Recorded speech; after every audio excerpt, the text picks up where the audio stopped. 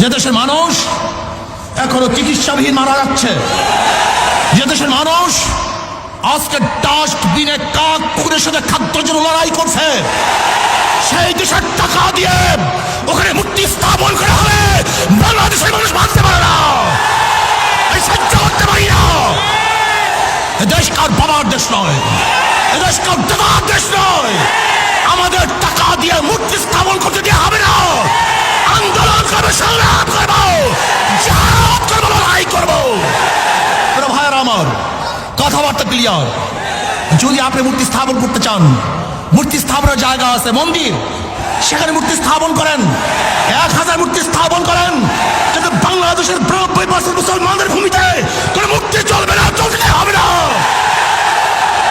রক্ত দিতে চাই না, যদি দেয়া শুরু করি বন্ধ করব না। রক্ত দিতে চাই না, দেয়া শুরু করলে রক্ত বন্ধ হয় না। মুসলমানের রক্ত কেউ বন্ধ করতে পারে নাই।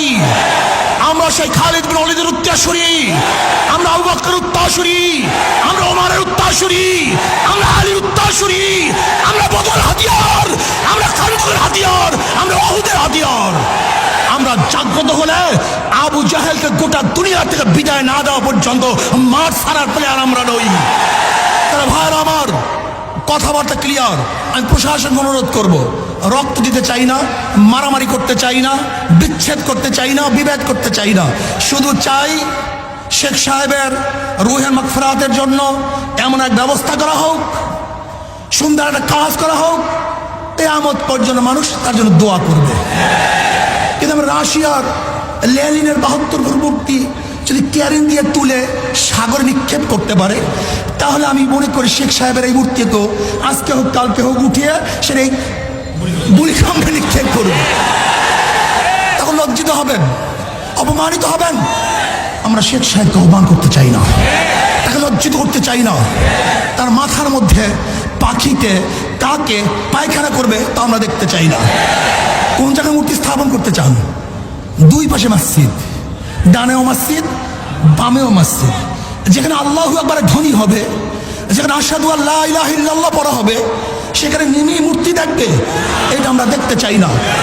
স্পষ্ট কথা, ঢাকা শহরে ধুলাই পড়ে কার ভাস্কর্যের নামে মূর্তি স্থাপন করতে দেওয়া হবে না। যদি লড়াই করতে হয়, যে সবাই রাজি আছেন ইনশাআল্লাহ? কে কাছে নারায়ে তাকবীর, নারায়ে তাকবীর।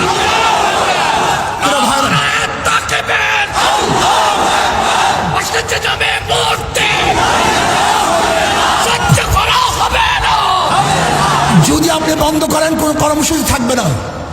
এই পর্যন্ত আমাদের কর্মসূচি। আপনার কাজের উপরে ভবিষ্যৎ কর্মসূচি নির্বাচন করবে, নির্ধারিত হবে। যদি মূর্তি স্থাপন করার চেষ্টা করেন, এমন ঢেউ দেওয়া হবে। এইটা তো মাত্র 1 নম্বর সিগন্যাল, 2 নম্বর বাকি হয়ে গেছে, 10 নম্বর বাকি। মহাবিপর্যয় কথাগুলো বাকি আছে। এমন টানের সৃষ্টি হবে, ব্যাংকে তসনাবাস হয়ে যাবে ইনশাআল্লাহ। টর্নেডো, মহাবিপদ সংকেত, মানুষের ঢেউয়ে মূর্তি সব বুড়িগঙ্গায় পড়ে যাবে, ওখানে মূর্তি থাকতে পারবে না। কাজে আল্লাহ পাক আমাকে এবং আমাদের সবাইকে এই মূর্তি বিরোধী আন্দোলনে অংশগ্রহণ করার তৌফিক দান করুন।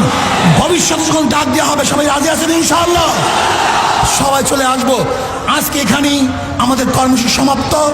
শান্তিপূর্ণভাবে আমরা কর্মসূচি আসলে আলহামদুলিল্লাহ শেষ করছি। যারা সহযোগিতা করছেন, খাস করে প্রশাসনের আমি বন্ধুদেরকে শ্রদ্ধা নিবেদন করতেছি, ধন্যবাদ জ্ঞাপন করতেছি। আপনারা ভালো কাজে এইভাবে সহযোগিতা করবেন, আমরাও ভালো কাজে আপনাদের পাশে থাকবো। আল্লাহুম্মা